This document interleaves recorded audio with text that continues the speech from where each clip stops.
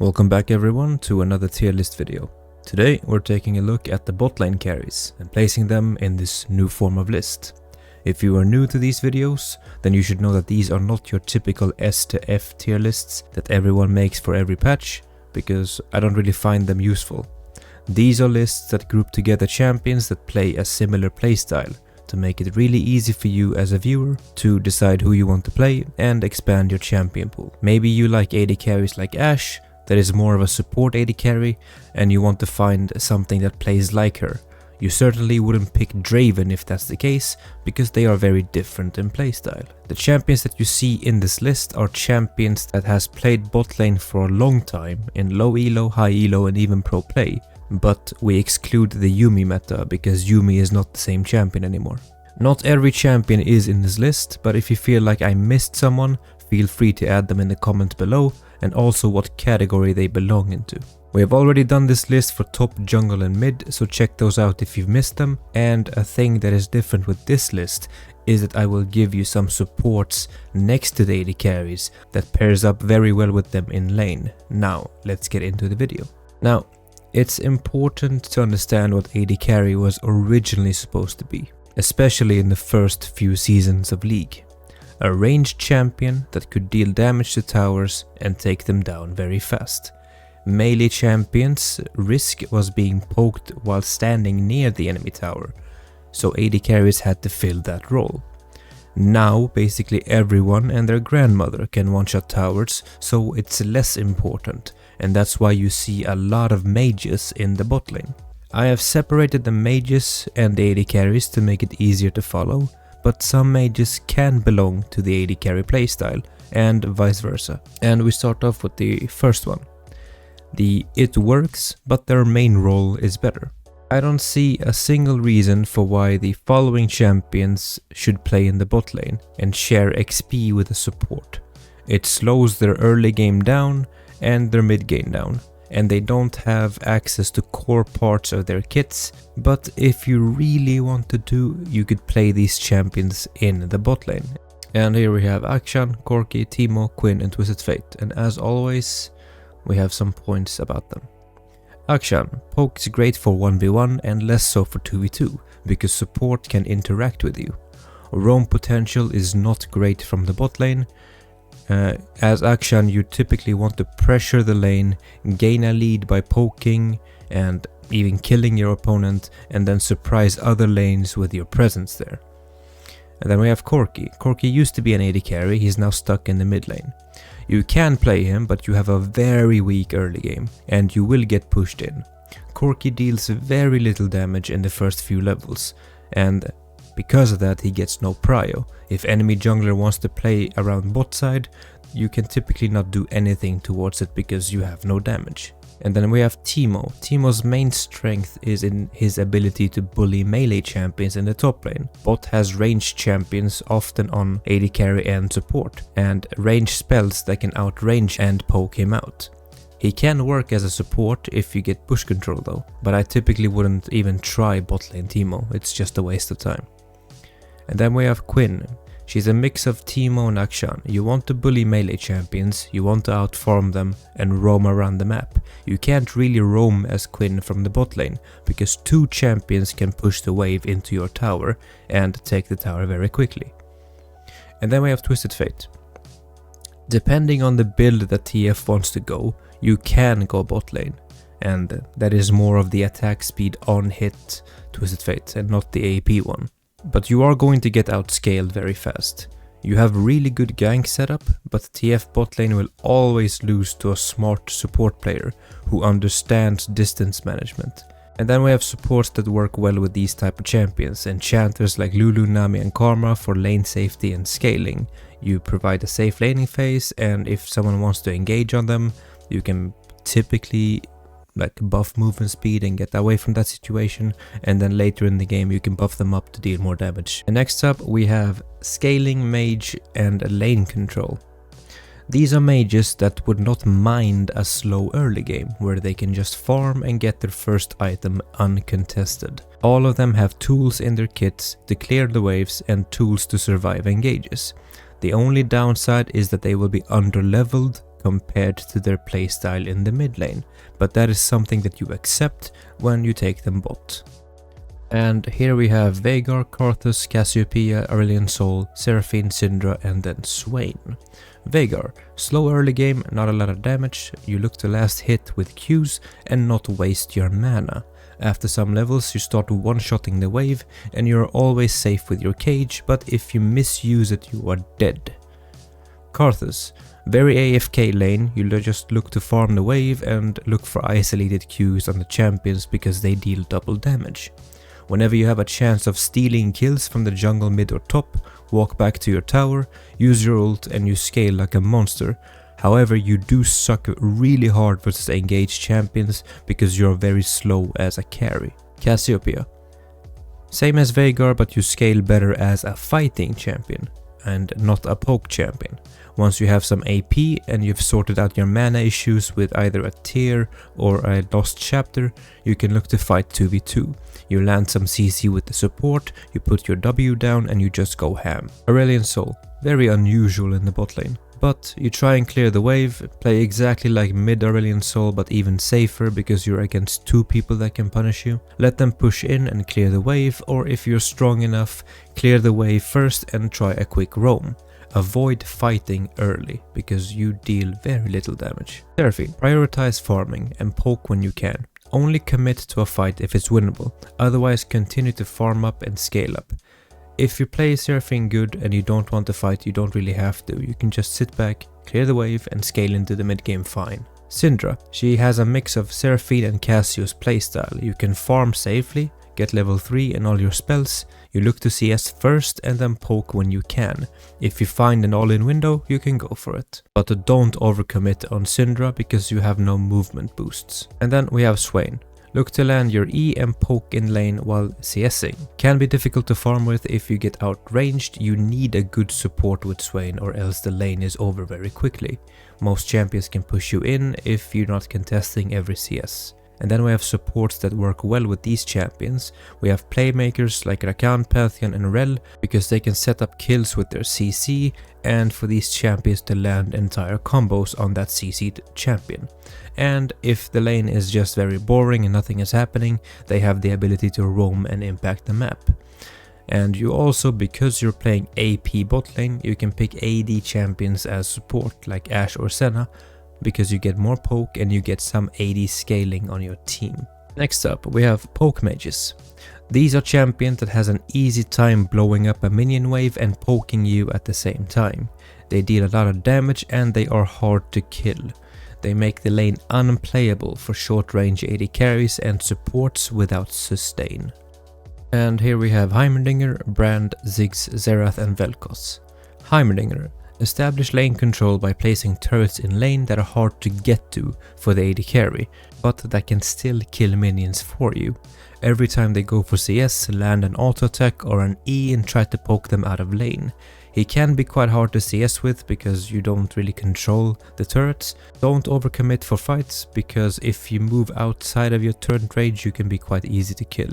Brand, look to land splash damage on the wave plus AD carry. You are not the strongest from level 1 to 3, even though people might think you are really strong, because you don't really have good base damage early, but once you get some AP you hit like a truck. Land some Ws, look for splash damage with your E, and if they are low enough, commit for a kill. Ziggs, clear the wave and poke them with Qs. You outpush basically everyone. Look to place your E under the AD carry in fights to prevent them from walking at you, and save W for when they actually engage. You take the turret as fast as you can and you move to other lanes to do the same, take turrets. Xerath, you are basically the same as Brand, you're not the strongest in the absolute early game. Get some AP, land splash damage with your QW and then all in one slow. Never overcommit as Xerath because you don't have any mobility. Vel'Koz, same as Xerath and Brand, you have even less safety tools than both of them because your E is quite hard to hit.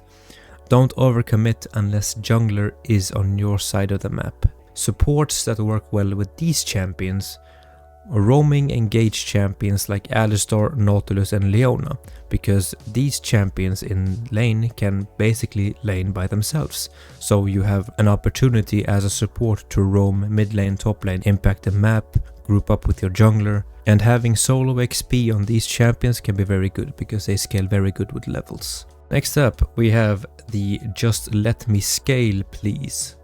This is every AD carry's dream category, where you hope to just farm and get stronger. These champions can benefit a lot because of their weak early game to go even in lane and just farm to one item. You outscale other AD carries, but your early game is not the best, so you need to take it slow early. If you get free kills, then it's very good because you just accelerate even faster, but it's hard for you to make solo plays and even accelerate your own gold lead unless the enemy makes a mistake. And here we have Aphelios, Vayne, Zeri and Senna. Aphelios, look to safely CS. Whenever you have good gun combos, you can look to trade a bit. Let your support dictate the fights. Hit towers when possible because you are one of the fastest champions in the game at taking towers. You scale like a beast for later team fights. And then we have Vayne. High mana costs early, very low range. Vayne really starts going once you get some attack speed and movement speed. You have a lot of damage in your kit, you are just very slow and sluggish in the early game, and movement speed and attack speed sort of fixes that issue. Past one item you can 1v1 everyone with good movement. Then we have Zeri. Giga nerfed because of pro play, but still very strong in the right hands. Play slow, look to CS and land some damage when they can't return it back to you. You outscale other AD carries very hard. Try to ignore bad fights and just focus on not dying early. You will scale, just don't die. And then Senna. Now she's a bit weird because she only works if you are not the one farming. You need a support to take the CS from you, or you won't get any souls and you can't scale. Tahm Kench and Swain are really good picks with Senna because they can fight really well with her. Supports that work well with these, excluding Senna, is enchanters that can keep you safe and healthy in the early game like Soraka, Nami and Milio. They can keep other people off you, they can speed you up, they can heal you, and that's very good for you when playing these champions. Next up we have the anti-dive/engage AD carries. These are AD carries that have great tools for team fighting, either a lot of slows, movement speed buffs, knockback, hard CC, etc. They are all solid laners, but their power really comes out when they are together with their team. And here we have Ashe, Sivir, Xayah, Varus, Tristana and Jhin. Ashe. You have a lot of slows in your kit and poke damage. Your stacked Q has a lot of DPS and your ultimate is a great tool to start fight with. In the early game you can help your team by aiming your E at the furthest away jungle camp for the enemy team. That way you can scout out the enemy jungler and let your jungler know where they are pathing. Sivir, wave clear machine that can stay safe and poke with splash damage by landing Qs or W. Pop your ultimate in fights that allows your teammates to run down the enemy team and overwhelm them. Then we have Xayah. Xayah works very well as a defensive AD carry because if people want to dive you, they have to think of your feathers. Don't waste your E in a fight because then you are an easy target. Look to ult and kite backwards and lure them in closer to you so that when you call your feathers back, you can get multi-hits. Varus. You have a good laning phase and you just scale up as usual. You can ult people who are grouped together and hopefully your team follows up. Look to apply stacks on the nearest targets and then execute them with WQ. If you can get a multi-hit of E off, then it's good because of the anti-heal that it provides for free. Tristana. You outrange basically everyone and you have a lot of DPS. Try not to jump into 5 champions and die even though you want to. Stay on the outside of the fight, DPS safely, and once you see someone come at you, knock them back and keep DPSing. Only W in if the fight is already won and you need to slow from your W to keep chasing. Jhin. Place your traps where they have to step on them to get to you. Use your fast movement speed to kite and do damage to the closest target. Never use your ultimate mid-fight unless the fight is over and you are just cleaning up the remaining champions. So many times I've lost teamfights with Jhin because they just randomly start their ultimate while 3 or 4 people are still alive and they just look at him and just engage on him. Play smart as Jhin. Nobody can really get to you if you know what you're doing and you know where to place your champion. Then we have supports that work well with these type of champions. You have hook champions like Swain, Thresh or Nautilus for the laning phase and mid-game fights. And then you have enchanters if these are the only carries on your team, enchanters like Janna, Lulu, Soraka, etc. Next up we have the great for skirmishes category. Skirmishes are small fights that start randomly when contesting vision or minions. Sometimes you get killed and sometimes you get kills. Winning these small fights is great because you get gold acceleration and you get your items faster. With a small gold lead you have a better chance of winning the next fight, and on it goes. You snowball very hard with the gold lead and it's very hard to stop you once you are ahead. But if you're even in gold, you are not as impactful, and that's why these champions are sort of hit or miss in the bot lane. And here we have Samira, Nilah, Draven, Lucian and Yasuo. Samira.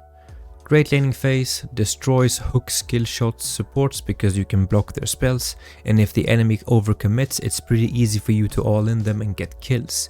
Look to get your ult up in team fights and use it once they have all used the big spells like Malphite ult or Alistar combo, etc. Very hard to shut down a fed Samira unless the Samira misplays. Nilah. A bit slower than Samira in the early game but similar playstyle. Many people don't understand when to fight Nilah and end up being baited into a bad fight. You are quite tanky for an AD carry and that can be abused versus bad players. Look to push your lead once ahead because you are very hard to deal with for melee champions, for ranged champions, even top laners and mid laners. Draven. Draven is not giga strong early. I think that is a misconception about Draven. He deals a bit of bonus damage with Q, but ideally he wants to have a slow early game, gain adoration stacks and then cash out with a kill. After a big cash out, that is where Draven is really strong, because of having a lot more AD stats than everyone else.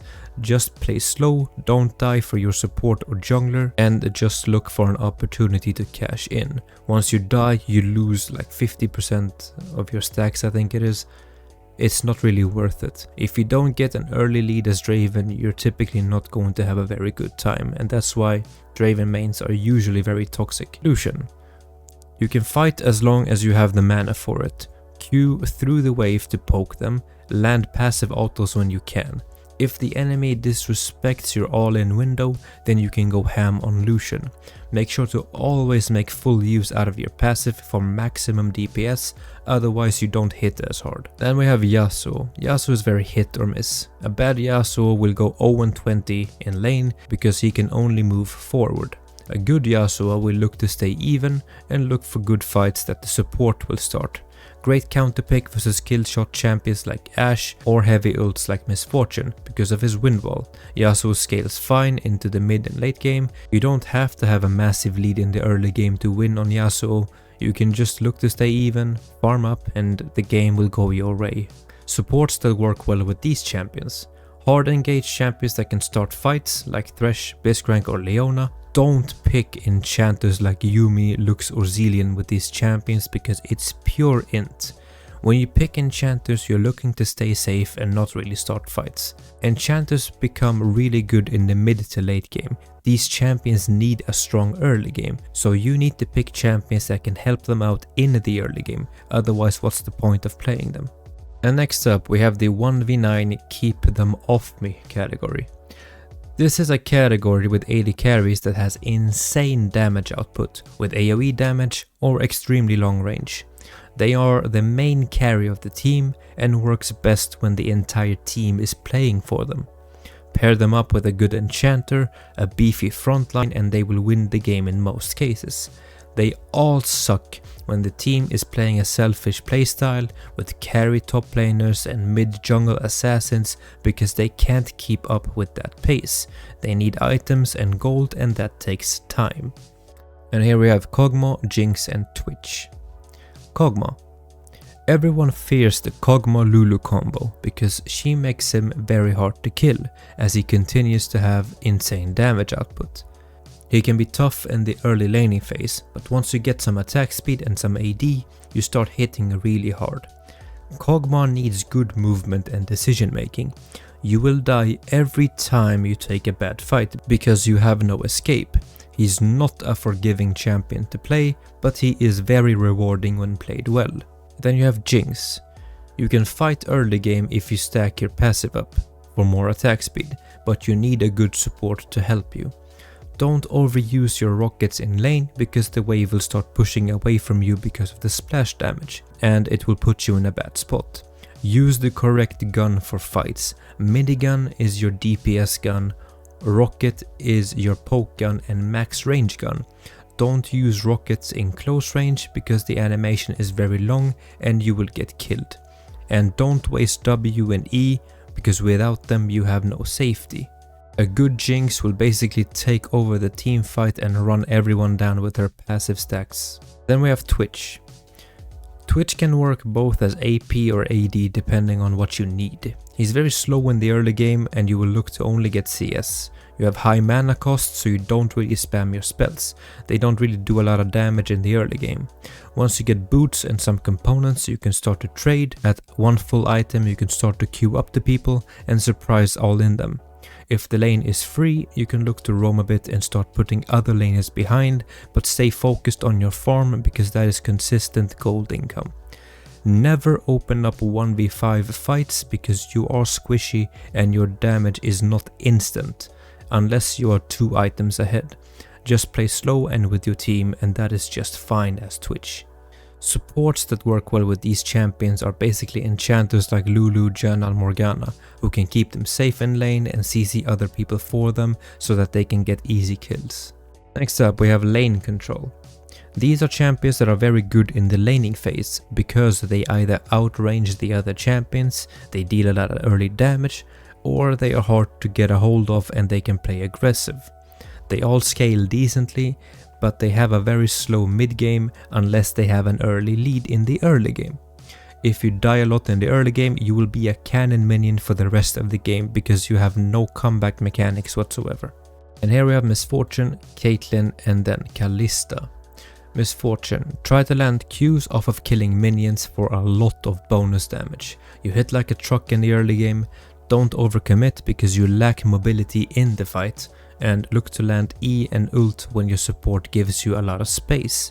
Later in team fights, don't open up with your ult at the start of the fight because you are a target. Wait for the fight to start and big spells to be used, and then turn the fight around with your ult.